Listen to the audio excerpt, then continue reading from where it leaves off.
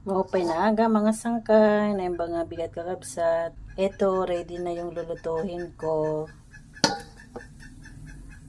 Nandiyan na yung luya, sibuyas, bawang.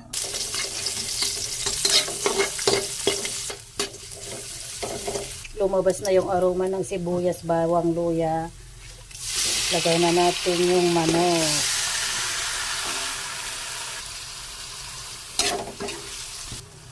Yan, nag-iba na ang color.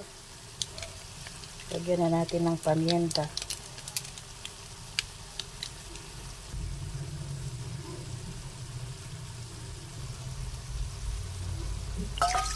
Tubig.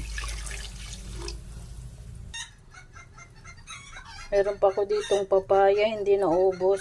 Lagay ko na lang para may matamis-tamis. Nantay ko pa kasi yung yung malunggay. Yan na. Napahabol na yung malunggay. Luto na aton sura mga sangkay. Naluto nti sila tayong kakabsat. Tinola nga manok. Let's eat. Na. Kaunakit. Mga tayong kakabsat. Sabaw. Unang higop ng sabaw. Mainit.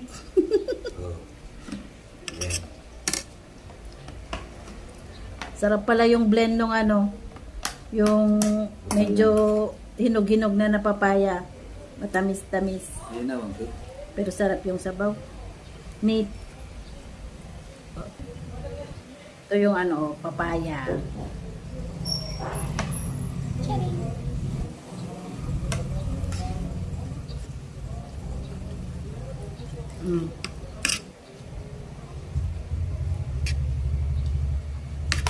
Mainit.